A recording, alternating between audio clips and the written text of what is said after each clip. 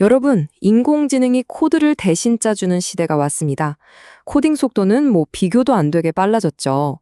근데 역설적이게도 무엇을 만들어야 할지 고민하는 시간은 오히려 더 길어졌어요. 오늘 이 시간에는 AI 시대의 개발자에게 진짜 중요한 건 뭔지, 개발의 새로운 전략에 대해 한번 제대로 파헤쳐 보겠습니다. 이 상황이 딱 이렇습니다. 최첨단 자동차를 손에 넣었는데 어디로 가야 할지 목적지를 모르는 거예요. 우리 손에는 AI라는 정말 강력한 도구를 쥐어줬습니다. 근데 이 도구로 어디를 향해 가야 할까요? 진짜 문제는 코드를 얼마나 빨리 만드냐가 아니라 올바른 방향을 정하는 겁니다. 그렇다면 말이죠. AI 시대에 우리의 진짜 일은 과연 뭘까요?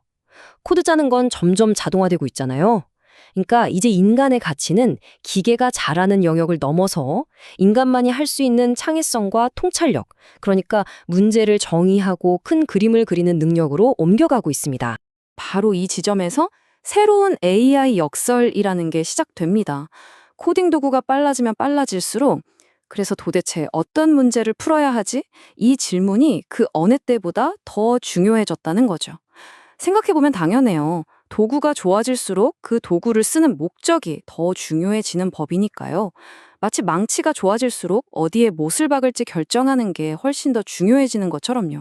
자, 이 목적을 찾아가는 과정에서 우리는 두 가지 다른 렌즈를 통해 문제를 봐야 합니다. 하나는 기획자의 렌즈, 다른 하나는 개발자의 렌즈죠. 지금부터 실제 사례를 통해서 이 두 관점이 어떻게 문제를 파고들고 해결해 나가는지 한번 살펴보겠습니다. 자, 한 교육회사에서 이런 요청을 했다고 상상해보죠. 동영상 강의를 올리고 학생들이 볼 수 있는 사이트 하나 만들어주세요.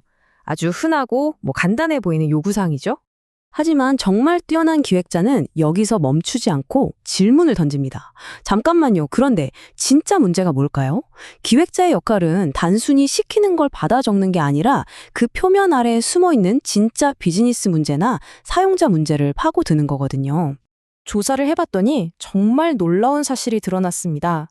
온라인 강의의 평균 완강률이 고작 10%에 불과하다는 거예요. 다시 말해서 10명 중에 9명은 강의를 끝까지 듣지 못하고 중간에 포기한다는 뜻입니다. 자, 여기서 문제의 본질이 완전히 뒤바뀝니다. 진짜 문제는 강의를 들을 수 있냐 없냐의 접근성 문제가 아니었던 거예요. 끝까지 학습을 이어나가게 만들 동기부여의 문제였던 거죠.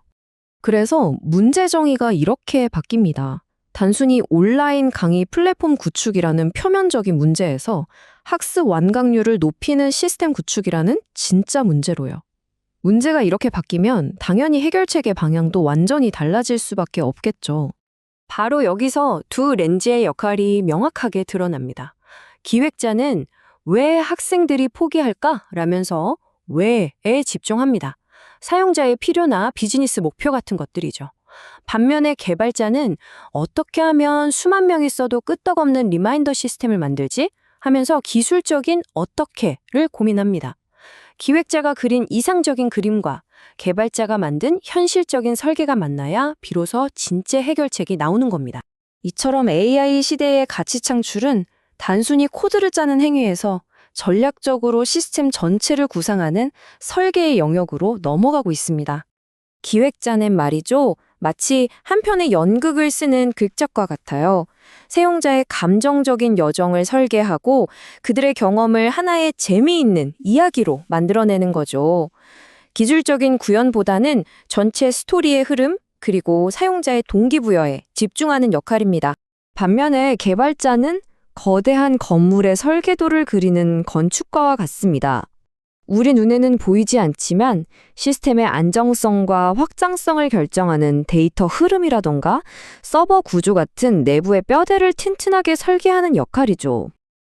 자, 그럼 이런 시스템 아키텍처, 그러니까 설계라는 게 실제로 어떻게 이루어지는지 좀 더 복잡한 예시인 온라인 쇼핑몰을 통해 구체적으로 한번 들여다볼까요? 복잡한 시스템을 관리하는 핵심 개념 중 하나가 바로 계층형 아키텍처인데요. 말이 좀 어렵죠? 쉽게 말해서 시스템을 각자 다른 책임을 가진 여러 개의 층으로 나누는 방법입니다. 이렇게 하면 각 층을 독립적으로 고치거나 개선하기가 쉬워져서 전체 시스템을 훨씬 안정적으로 유지보수할 수 있게 되는 거죠. 온라인 쇼핑몰은 크게 3개의 층으로 나눌 수 있습니다. 첫째, 고객과 판매자가 직접 만나는 상점, 바로 UI 계층이 있고요. 그리고 그 상점이 잘 돌아가도록 만드는 보이지 않는 규칙, 예를 들면 가격 계산이나 재고 관리를 다루는 비즈니스 로직 계층이 있습니다. 마지막으로 이 모든 상품과 고객 정보를 안전하게 보관하는 거대한 창고 역할의 데이터 계층이 있죠. 각 층이 자기 역할에만 충실하니까 전체 시스템이 안정적으로 돌아가는 겁니다. 자, 이제 미래의 모습입니다. 기획자와 개발자는 더 이상 둘만 협업하는 게 아니에요. AI를 하나의 팀원으로 받아들이고 직접적으로 함께 일해야 합니다. 기획자가 AI와 협업할 때는 아주 풍부한 맥락을 줘야 합니다. 그냥 진도 관리 페이지 디자인해줘 라고 하면 AI가 뭘 알겠어요? 그게 아니라 3개월 안에 취업하려는 30대 직장인이 퇴근하고 스마트폰으로 코딩 강의 진도를 확인하는 인터페이스처럼 구체적인 사용자, 목표, 제약 조건을 알려줘야 AI가 제대로 된 결과물을 내놓을 수 있습니다. 개발자도 마찬가지입니다. 동영상 스트리밍 기능 만들어줘라는 애매한 요청 대신에 동시 접속자 1만 명, 1080p 화질, AWS 기반의 월 예산은 $5,000 이내와 같이 규모, 성능, 예산 같은 구체적인 기술 제약 사항을 명시해야 AI가 효과적으로 시스템을 설계할 수 있는 거죠. 결국 협업 방식 자체가 이렇게 진화하는 겁니다. 과거에는 기획자가 요구사항을 정의해서 넘겨주면 개발자가 구현하는 좀 선형적인 방식이었잖아요.